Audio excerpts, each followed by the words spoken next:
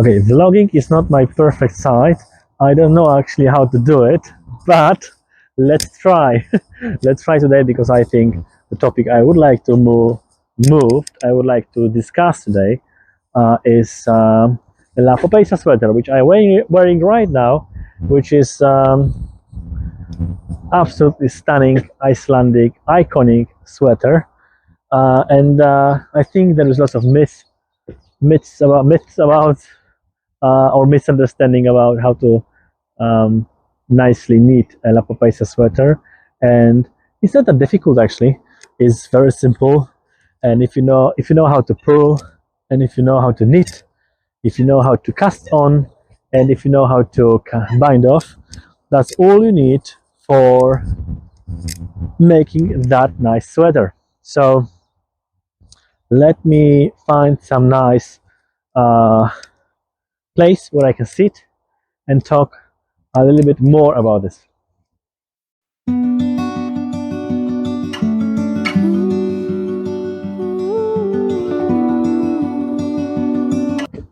So I'm walking through the nice British countryside, the nice weather, quite swampy, enjoyable, the birds singing. See?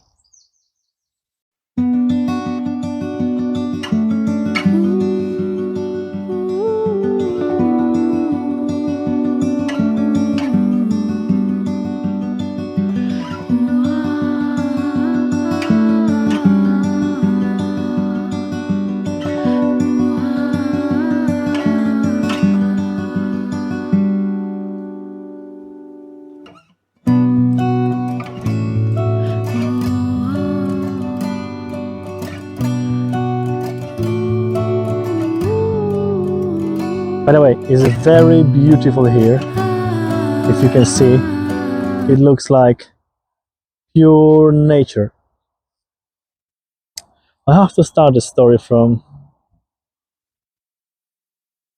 I am going to Iceland soon, and I thought it's nice to have some connections with this nice place. So I bought a book which is called Lopapeysa, with lots of nice, interesting tips how to knit a Lopapeysa. I read that, and I thought, oh no, this is actually quite hard to do. It's actually quite difficult to knit Lopapeysa. Yeah, so I'm knitting for the last few years, and I thought, I'm going to Iceland. Maybe it's worth to knit something which is very unique and very strongly connected with this Iceland. Knitting Lopapeysa is not that difficult as everyone can thought. For example, if you know how to knit, if you know how to purl, uh, that's all. Actually, that's all. So what I did, I bought a yarn straight from the Iceland, and I thought it would be very easy to do it. So I ordered a yarn. In between of this video, I will just make a shortcut and show you how the yarn looks like, because for medium experienced knitter, I didn't expect it. The yarn which this Icelandic shop sent me, it was Unspun yarn called plotulopi. Those days when I opened the package, I just opened the package and I thought, what's that? How I can knit from that, how I can create something, from very fragile kind of yarn, which I later on discover is not a yarn, it's just unspun yarn, which when you connect it together, two strength, yeah, together, you have like a double strength, and you can actually make a pretty nice fabric. Which this is actually clearly just from plotulopi, and I thought it would be very difficult to knit, but in the end, I found out all this mystery around knitting a Lopapeysa sweater from plotulopi. It's just mystery, It's so simple and so easy. If you know how to knit and purl, And if you know a little bit how to sew the stitches, that is simple enough. Simple enough to make a Lopapeysa sweater. So I highly encourage everyone who would like to try and knit a Lopapeysa sweater. Don't wait, really. If something stopping you, literally don't wait to do it, because it's so simple. You're just making, it's all, I mean, the original Lopapeysa is from bottom up, so you need a body first from the bottom to up to that level. Then you make the arms from bottom up as well, separately, and you connect them together, which the thing connection together for me was very, very ununderstandable. I couldn't understand the process, how you can, connect all the sleeves with the body together. But, just do it. Just do it, don't afraid. And what I did, so I bought the yarn in Icelandic shop. I opened the packages, and I said, I opened the box, the package, and it was like simply, no, I don't know actually how to use that yarn. And then I went to some yarn shop, and I have a small chat with some other experienced knitter, and they told me, oh yes, this is Unspun yarn, it's called plotulopi, it's so nice, it's very rusty, but it's really nice and pleasure to knit with this yarn. So I thought, still a month passed, and I thought, oh yeah, they said it's so easy, but I didn't been sure I can do it. Don't feel comfortable, and don't feel very, very, very strong in my mind. Yes, this is the thing what I can do. No. So again, the month this plotulopi Unspun yarn was in the box, and then suddenly somewhere in internet, in Instagram, there was a call, knit along together, and organizing by Ivona Eriksson and Kuczynska Knit, and those two girls, they organizing the Lopapeysa call, and I thought, oh, that's interesting. So I literally text message to Ivona Eriksson and told her, can I join the call, or how it looks like? And she said, of course, yes. And they add me to the group. Then I writing to the group, in the group chat, I writing all the questions what I think is important to understand how to knit Lopapeysa, and all these people there so kindly respond with many details, many videos, how explaining me how to sewing the arms with the body, the sleeves with the body, and how to create a proper Lopapeysa. So since that moment, everything was gone very smooth. It takes me 2 weeks to knit Lopapeysa. I was really like, oh, I have to do it. So I spent every single moment, free moment of my time just for knitting.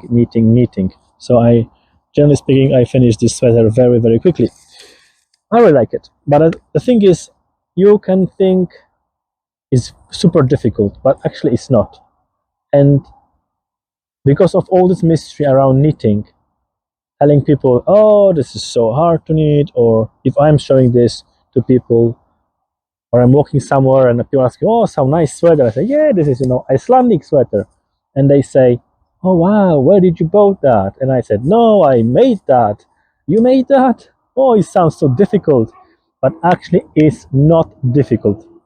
That's the key, and that's the most, that's the message from this video. That is the message from this video, because I think if something is difficult, it's just because it's difficult because someone told us it's difficult to do. But actually, I completely don't understand why You know, generally speaking, knitting is taken as a very, very, very difficult thing. It's a super simple. You have to know how to purl and knit and bind off and cast on, and that's absolutely all the things what you need, really. Um, and of course, then reading a little bit of the pattern. But reading the pattern itself is also very easy, especially the color work here is so simple. Under this video, I will put also the information about the author of this pattern, which I think the woman who designed that is magnificent. I use the largest pattern. I use the largest size for the pattern, and it fits me perfectly. Fits me perfectly in the chest. It was 120 centimeters in the chest. I think it's a little bit loose, but still I think is. I mean, for me, it's perfect. You know, it's like really perfect fit. The perfect length of the sleeves and the perfect length of the body. So I think the woman who designed that, she has to be really good designer. I never heard about her. You know, I just bought this through some Icelandic shop. They have a sale before Christmas, and I just bought that because I was already thinking to do the Icelandic sweater. So I highly encourage you to, if you want to knit, you should knit it. Okay, and another thing is, if you ever wonder how to knit an Icelandic sweater, a Lopapeysa, or you want to knit, or you wonder, I would like to try, or you think, you consider to do it, just do it. Really, just do it. It's super simple. Looks amazing, you know, it's really amazing. I can say so. It's looking like a really, really pretty. It's very also eye catching. So if you're walking through, uh, if you're walking through the crowd, people, you know, they just look after you like, it's looking so cool, you know. Especially nowadays when everybody wearing this big branches, big names, you know, big names, branches, clothes.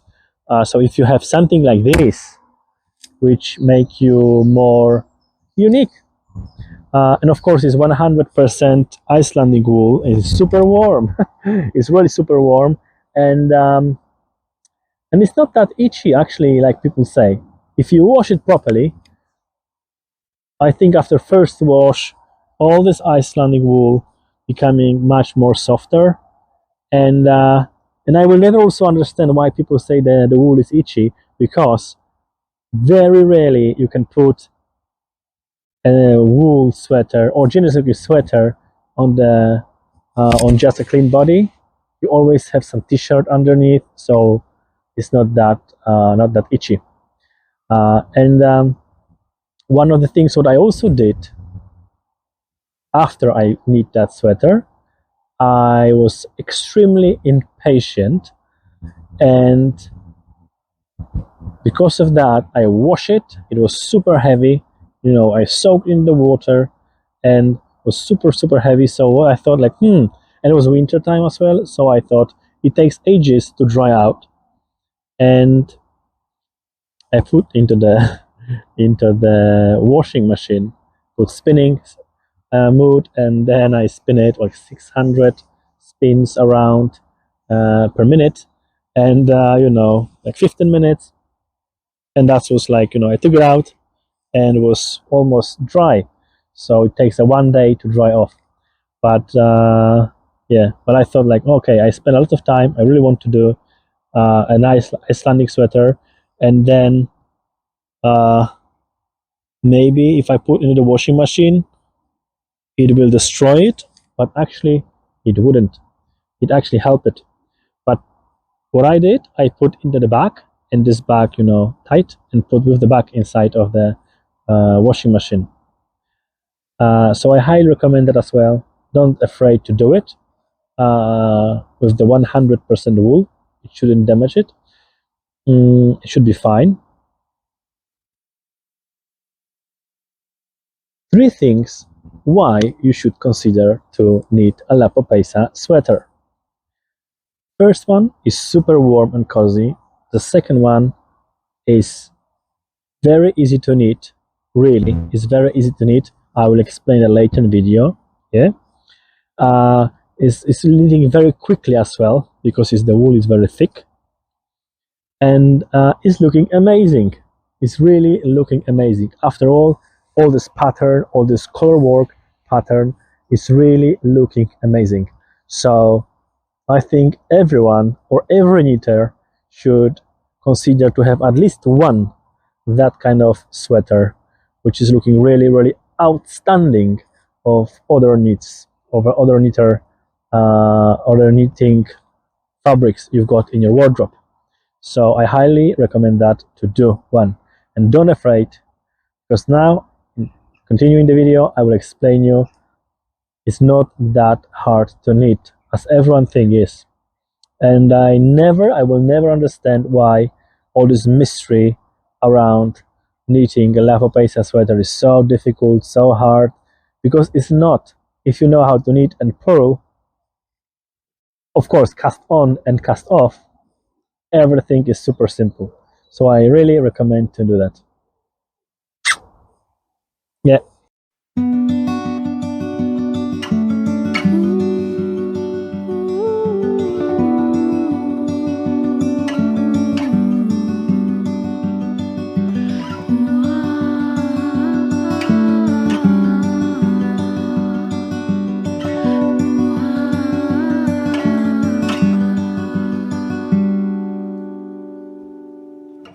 Okay, so that's the part I mentioned before.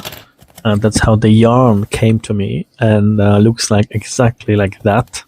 I didn't know how to work with that yarn before, but fortunately I found lots of useful information. And this plotulopi Icelandic yarn I divided for half. The yarn with the plate, a single plate, I divided to one tiny ball and a tiny plate as well. So for easier working, yeah, because I have to connect 2 strands together. And then I made a little bit of sample, which helped me to measure how many stitches I need, just in case. But sample gave me exactly the amount of stitches I need according to the pattern. And that's a few shots how I started. I was cast on, start knit a body from the bottom up. That's also the way how I pull the string up to not breaking the yarn, as someone who worked with the plotulopi before can know, or would you know maybe, would know it's a very fragile yarn, kind of. I call it kind of yarn because it's like it's completely different than yarn, you know. At this Unspun yarn, and here is closer look on the pattern, how the pattern looks like, and how my work after I knitted a few rows, how it looks like, and also how it looks like, or how it should looks like when I finish the work. And fortunately, already you know it looks perfect. And here I show as I started knit a sleeve, also from bottom up, with double pointed needles. Was very enjoyable, simple, enjoyable. It's like you need the sock or the gloves, and yeah, but just you need a very long tubular piece of fabric.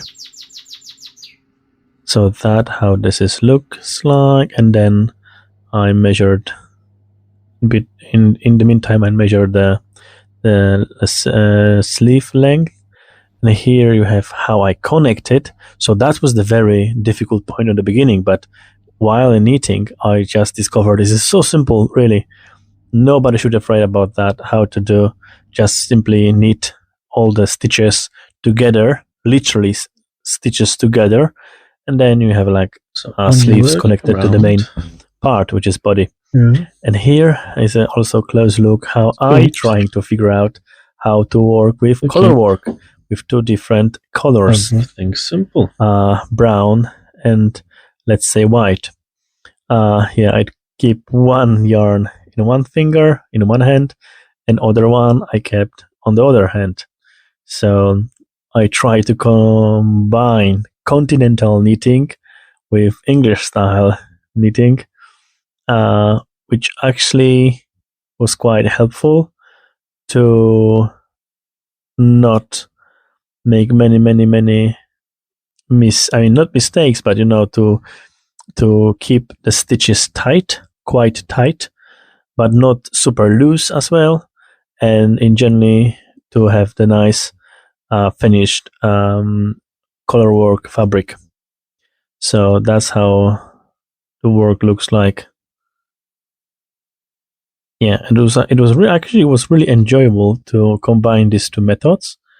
And yeah, as I said before, if you know how to knit and purl, the knitting Lopapeysa is really super simple.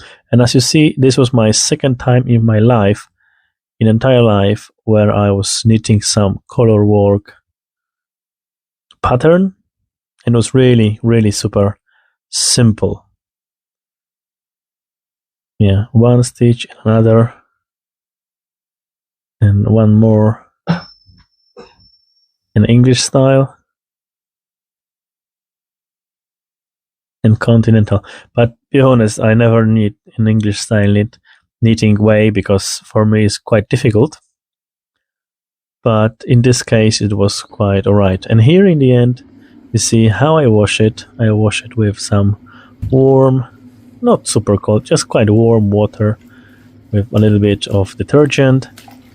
I press it gently and left that like for I just spin around and left for let's say 20 or 30 minutes in the water. And the water, of course, was quite dirty. And in the end, the final effect was really great. I mean, literally, it's like just on the picture from the pattern this Icelandic store sent me. And here is a final presentation of the Lopapeysa just in the end. Thank you for watching and hope you enjoy. If you enjoy,